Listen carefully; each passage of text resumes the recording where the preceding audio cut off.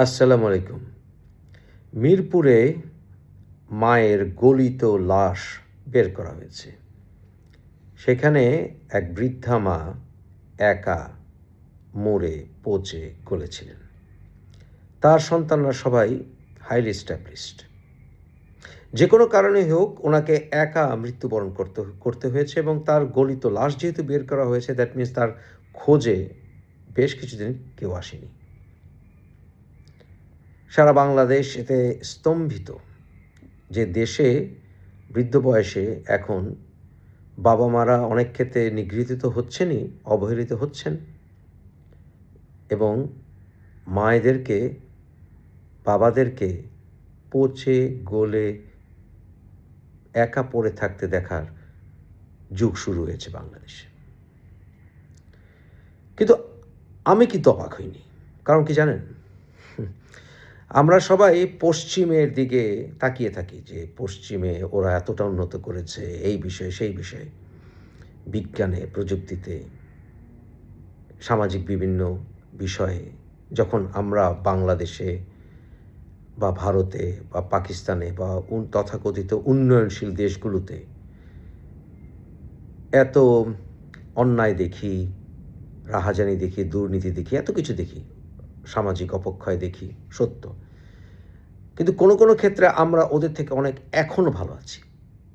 কারণ পশ্চিমা ওই তথাকথিত উন্নত দেশগুলোতে একা মরে পচে গলে আছে বৃদ্ধ বা বৃদ্ধা, এটা মোটেই আশ্চর্য হবার কিছু না। সেখানে বাবা মা অনেক ক্ষেত্রেই ওল্ড হোমে থাকে। অন্তত সন্তানদের কাছে এটা ঠিক অপমানিত হওয়ার চাইতে বা আয়া বুয়া হয়ে থাকার চাইতে বৃদ্ধাশ্রমে থাকা বেটার, এটা আমি মানি অনেক ক্ষেত্রে। বাংলাদেশ অনেক ক্ষেত্রে পুত্রবধূর কাছে, এমনকি কন্যার হাজব্যান্ডের কাছে অপমানিত হতে হয় বাবা মাদের। এর চাইতে বৃদ্ধাশ্রমে থাকা ভালো এবং সেই ক্ষেত্রে অনেককেই বৃদ্ধ বয়সের আগে তারা টাকা পয়সা জমায়। তারা বৃদ্ধাশ্রমে থাকে সমমনা বা সমবয়সী মানুষদের সাথে।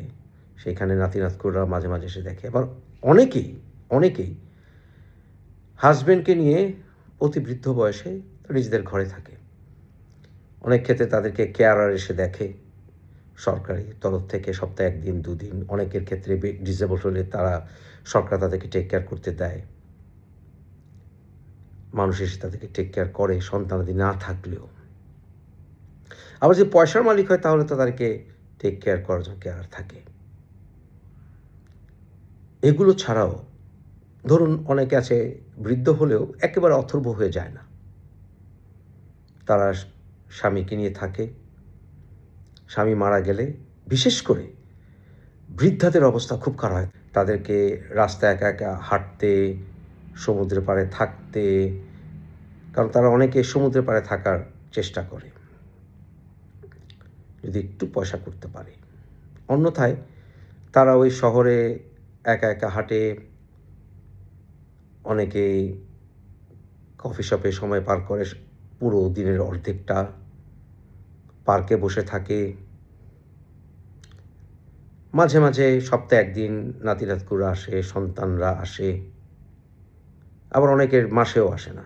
কারণ ধরুন আমেরিকা বা কানাডার মতো বড় বড় দেশ হলে আয়তনে সন্তান চলে গেছে ওই এক স্টেটে, নাতি থাকে আরেক জায়গায়, সপ্তাহের পর সপ্তাহ দেখা হয় না।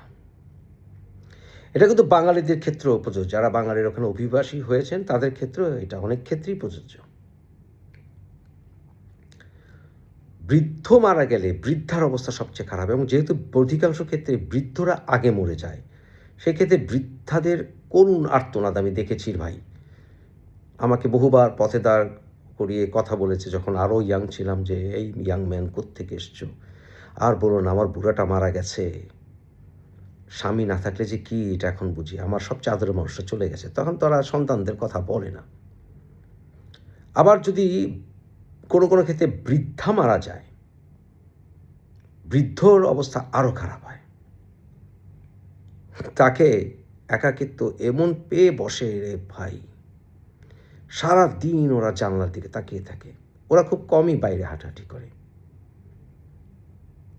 আবার এও দেখেছি যদি ডিভোর্স হয়, সন্তানাদি এদিক ওদিক সরে গেছে, তাহলে আরও মহাবিপদ। আবার এও দেখেছি অনেক রকম এও দেখেছি যে বৃদ্ধা সে তার নাতি নাতনি নিয়ে ব্যস্ত থাকে, অথবা যেহেতু বয়সে তার থেকে কম, বৃদ্ধারা একটু স্ট্রং থাকে, তারা এদিক সেদিক যায়, সন্তানদের সময় পার করে, নাতি নাতনিকে সময় দেয়, এবং বৃদ্ধ সারাদিন জানলার দিকে তাকিয়ে থাকে। আর ওসব দেশে ভাই পার্কে কতক্ষণ বসে থাকা যায়, মানুষ নাই, জন নাই। আর যদি ধরেন এমন কোনো দেশ থাকেন যেখানে জনসংখ্যা কম, যেমন ফিনল্যান্ড, সুইডেন, নরওয়ে অথবা স্কটল্যান্ড, তারপরে ধরেন আপনি কানাডা, ওই সকল দেশে ভাই রে ভাই কত বৃদ্ধ যে জানালার পাশে অথবা বারান্দায় বসে থাকে সারাদিন, মানুষই নাই। মানুষ না দেখার যে যন্ত্রণা, ওরে বাপ রে বাপ। আমরা বাংলাদেশে দেখি যে এত গ্যাঞ্জাম, এত ভিড়, এত ট্যাটু, মানুষের শব্দ দূষণের বিরুদ্ধে আমিও, কিন্তু তারপরও জীবন আছে, জীবন বাসলিং উইথ লাইফ। কিন্তু সেখানে ভাই এই সুইডেন, নরওয়ে, এই দেশগুলিতে, সুইজারল্যান্ড বা কানাডা, এসব দেশগুলোতে মানুষ নাই। সারাদিন শুধু পাখি দেখা, কাঠবেড়ালি দেখা, খালি মাঠ, খালি রাস্তার দিকে তাকিয়ে থাকা, মনের কথাও বলা যায় না, মনের কথা বলার মানুষ নাই। আর বাঙালিরা তো আরও মরেছেন। বৃদ্ধ বাঙালিরা ওইসব দেশে প্রচণ্ড সাফার করে, প্রচণ্ড। অনেকেই আছেন যারা মসজিদে যান, সকালে অনেক সময় থাকেন, কিন্তু কতক্ষণ মসজিদে থাকা যায়, কতক্ষণ? ভয়ঙ্কর পরিস্থিতি ওখানে, বৃদ্ধ বয়স ভয়ঙ্কর। সেই তুলনায় আমাদের বাংলাদেশের বুড়ো বুড়িরা এখনও আলহামদুলিল্লাহ বহু গুণে ভালো আছে, বহু গুণে, বিশ্বাস করেন, বহু গুণে। তাই বৃদ্ধ বয়সে ধরেন 70-80-তে এখনও যে সকল বাঙালিরা বিদেশে আছে, যারা বেশিরভাগই 99% তারা সব সন্তানাদিদেরকে নিয়ে একসাথে থাকার মতো আর্থিক সামর্থ্য বা অবস্থা, সোশ্যাল অবস্থা থাকে না তাদের। তাই 99% বাঙালি বৃদ্ধ এবং বৃদ্ধাদের অবস্থা, বিশেষ করে বৃদ্ধদের অবস্থা ভয়ঙ্কর, একাকিত্ব, ভয়ঙ্কর বোরিং লাইফ।